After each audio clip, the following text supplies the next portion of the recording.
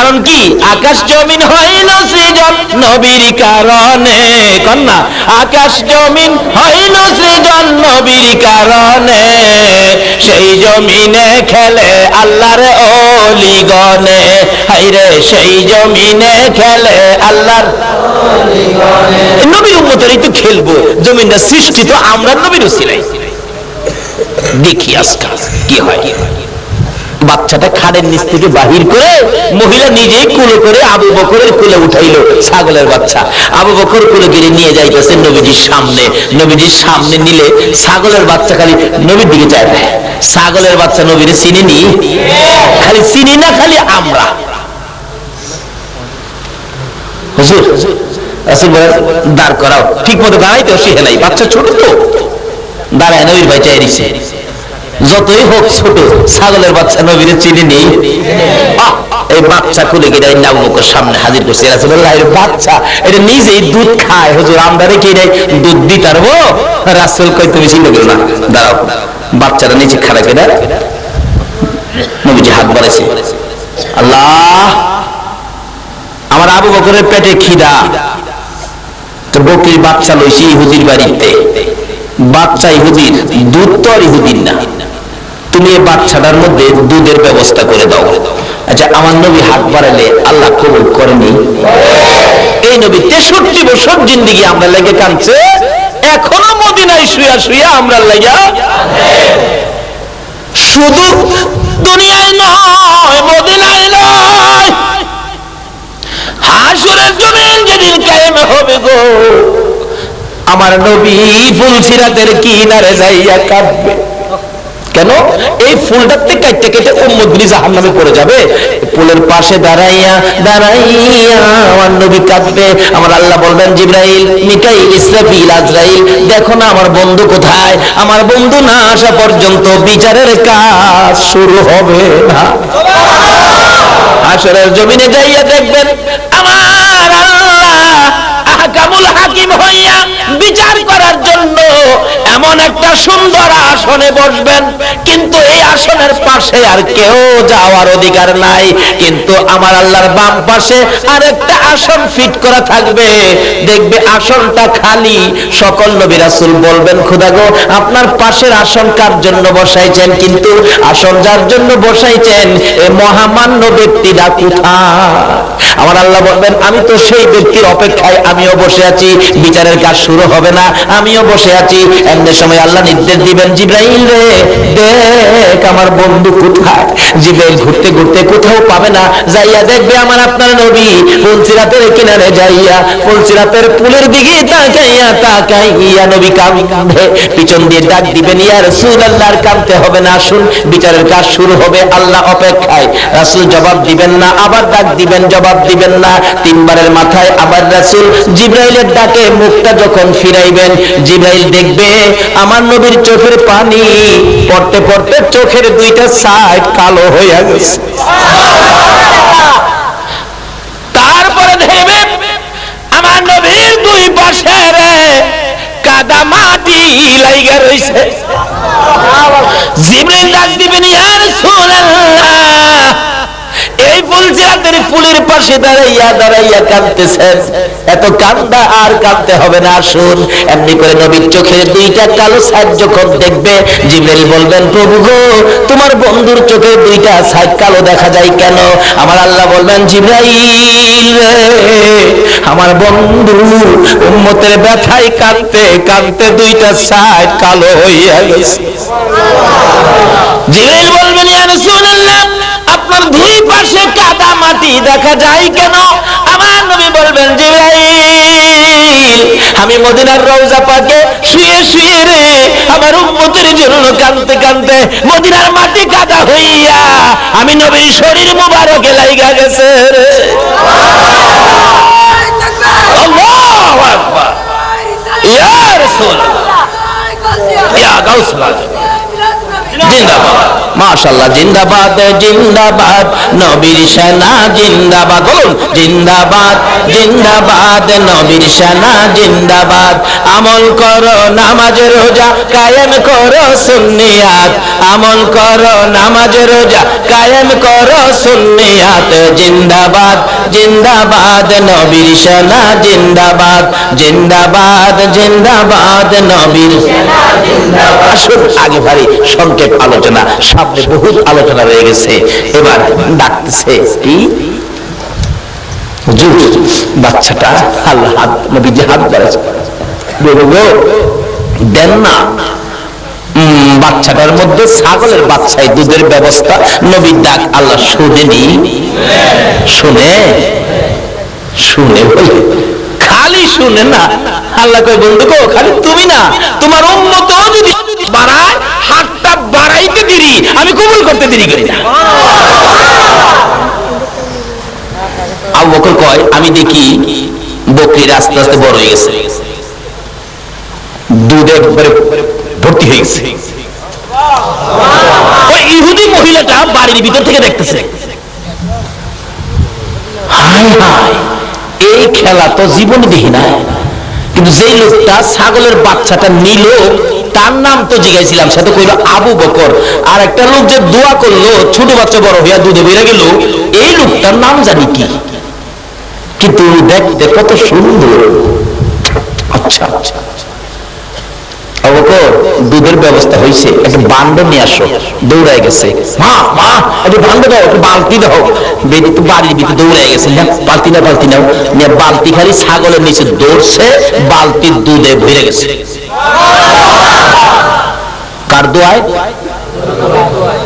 নবীর দোয়ার মধ্যে এই কিসিমের বরকত আসেনি, ভরে গেছে। আবু বকর কয়, রাসূল বলতেছে আবু বকর দুধ খাও, পেট ভরে খাও। আবু বকর হুজুর আপনি খাইবেন না? আমি খামু তো। আমি খাইলে আপনি খাইবেন? নবী গো আপনি আগে খাই। নবীজি আগে খাইতেছে, কত দুধের বরকত আরো বাড়ছে কিনা? আরো বাড়ছে। তাইলে এই নবী যে বান্ডত্বের দুধ খাইছে, আবু বকর খাইবো, বরকত বাড়ছে না কমছে? এই যে খাইতেছে, দাগ আর কমে না। হুজুর পেট বেড়ে খাইছি। রাসূল বলেন এই বান্ড আর ছাগল সহ মহিলারে দিয়া দাও। মহিলা চাইরিছে, ইহুদি ইহুদি খেলাছেনি, মহিলা চাইরিছে, না মা তোমার ছাগল আসিল এমন পিচ্ছি ওইসে অত বড়, আসিল দুধ খাইতো, ওখানে দুধ খাওয়াই তারে। এটা কার বরকতে? রাসূলের বরকতে নিয়া দিছে। মা নাও, দুধও দিয়ে গেলাম। এই বেচারি বকরি পায়া আর দুধ পায়া খুশি। হাই হাই আবু বকর চিনলাম, এই লোকটা জানি কে, নাম জানি কি, চিন্তালাম না। একটু পরে ইহুদি বাড়ির মালিক বাড়ির সামনে আইছে।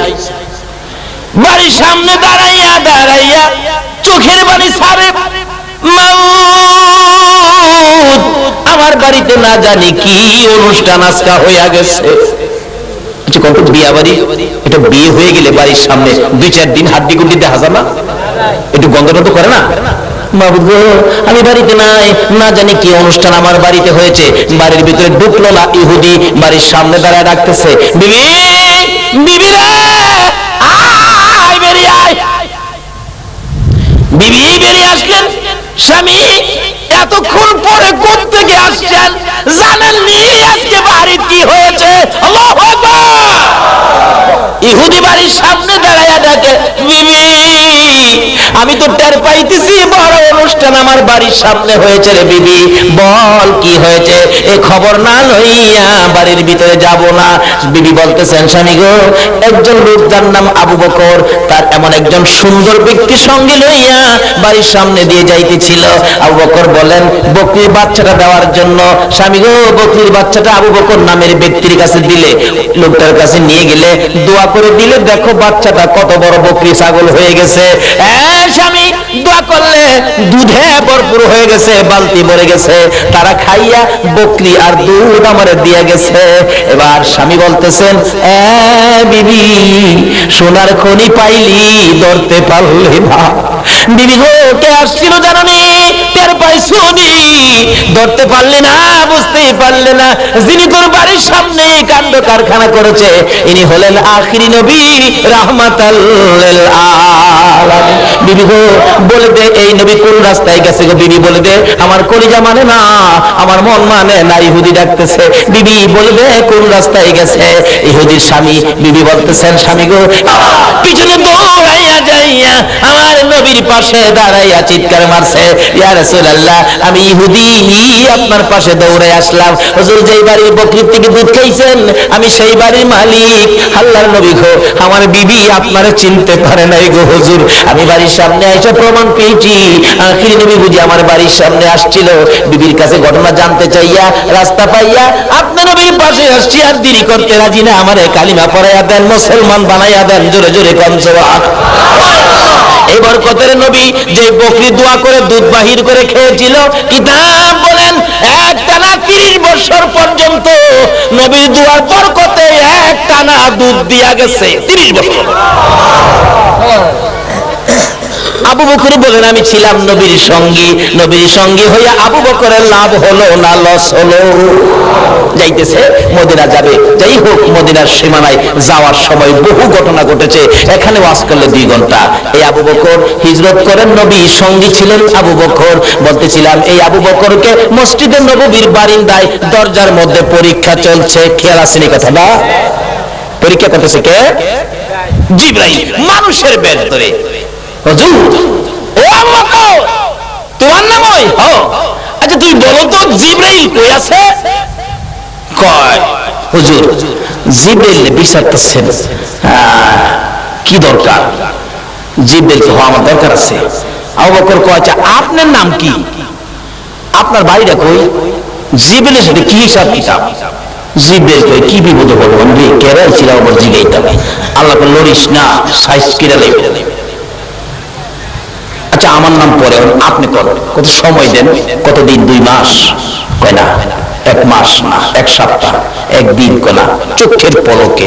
জিবরাইলকে দরত্ব ফিরে গেলাম গো, সময় দিলাম, চোখ বন্ধ করে খুলবো, জিবরাইল খবর দিব। যে বেহেশত 2 মাস 600 নূরের পাখা বাইরাইয়া জিবরাইল একটা জানালা শেষ করে একটা কোনা দেখতে শেষ করতে পারে নাই, সেই বেহেশতের খবর কিভাবে নিব এটা আল্লাহ বুঝাইতেছে। আবু বকর চোখ বন্ধ করছে, চোখ খুলছে, কি ব্যাপার? জিবরাইল গেল কই? ভাই সাহেব, আপনি একটু খারণ, আপনি খারণ। কারণ কি? আবু বকরের সন্দেহ হইতেছে, জিবরাইল খুঁজলাম কোথাও দেখি না, তো এলার আগে ধরে লই। কারণ আল্লাহর আরশে গেলাম, জিবরাইল নাই। 8টা জান্নাত কোনা কোনা ঘুরে দেখলাম। সুবহানাল্লাহ কইতেন না? জিবরাইল 600 নূরের পাখা 2 মাস চালায়া একটা কোনা দেখতারছে না, একটা বেহেশতের। আর আবু বকর চোখের পলকে কি কইতাছে, 8টা বেহেশতের কোনায় কোনায় দেখলাম। তাহলে জিবরাইলের চাইতে আবু বকরের পাওয়ার বেশি না কম? নবীর ভালোবাসা দিয়া লাভ হইল না লস হইল? আচ্ছা, পাইলাম না তো, বেহেশতের কোথাও জিবরাইল নাই, আরশে নাই, কুরসিতে নাই, লৌহ কলমে নাই, কোথাও নাই। দুজুহের ভিতরে গেলাম। দুজুহের ভিতরে কে গেল?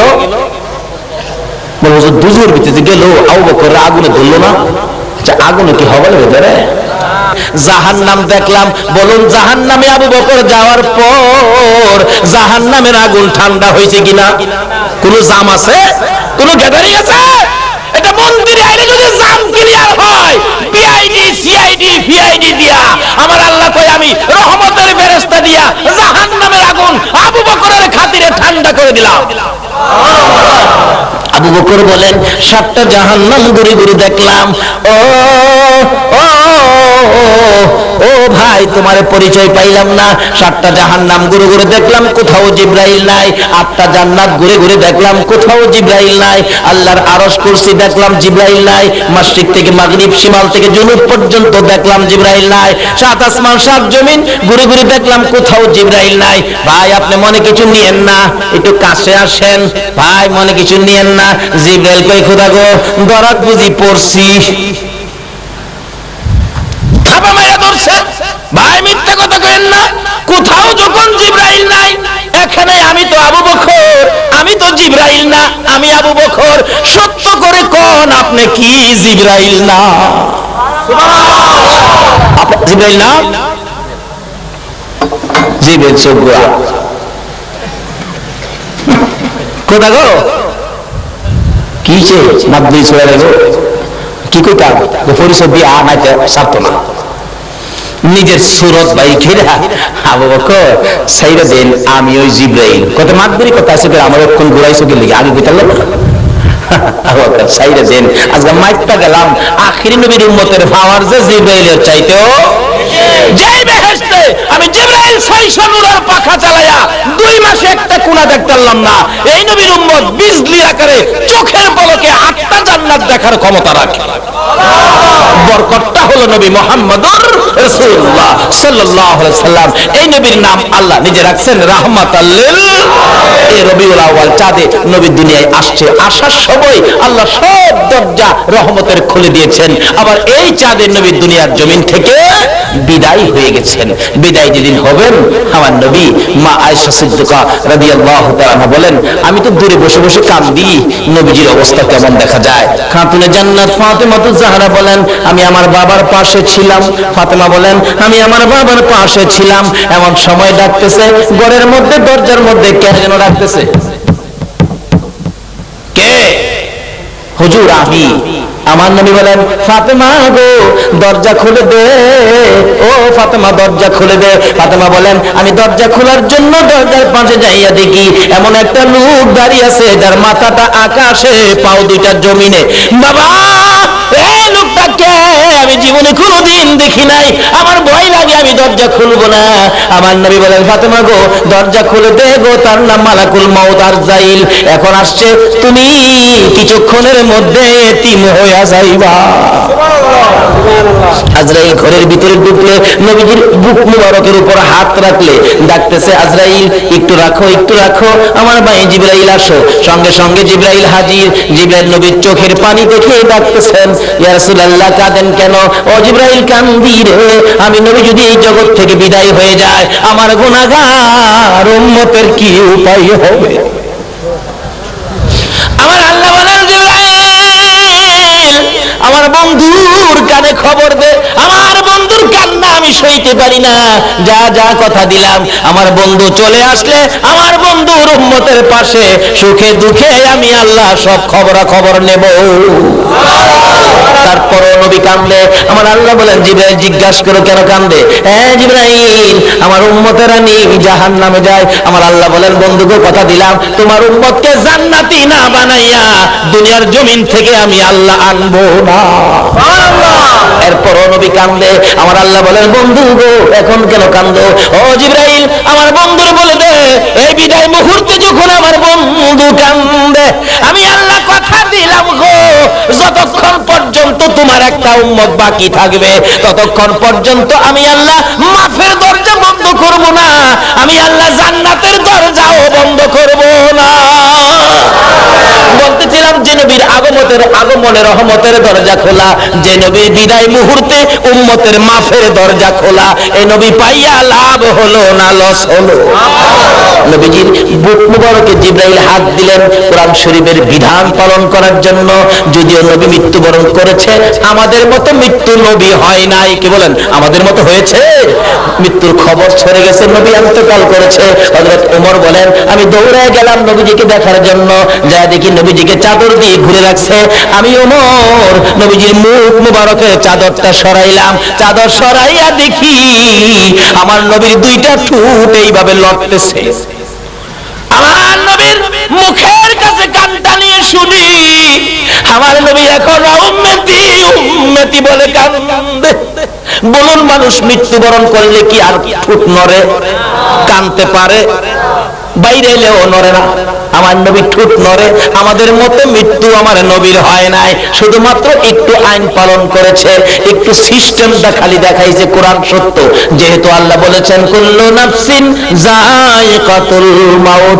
জিবরাইল আমার নবীর বুকের উপর হাত দিয়ে বসলে এমন সময় আমার নবী ডাকেন, জিবরাইল রে, ও জিবরাইল, আমার বুকে হাত লাগাইছো, আমি নবী এত কষ্ট পাইতেছি। মন বলে 7 আসমান 7 জমিন যদি আমার বুকের মধ্যে চাপাইতি, আমি এত কষ্ট পাইতাম না। রে জিবরাইল, এই কষ্ট যদি আমার উম্মতের দেয় রে, আমার উম্মতেরা কেমনে সইব? আমার নবী ডাকেন, আজরাইল রে, আজ থেকে কিয়ামত পর্যন্ত আমার গুনাহগার উম্মতের জান খানদান করার ব্যথা কষ্ট আমার উম্মতের দিস না। সকল ব্যথা আমি নবী মুহাম্মদুর রাসূলুল্লাহর বুকে চাপাইয়া দে।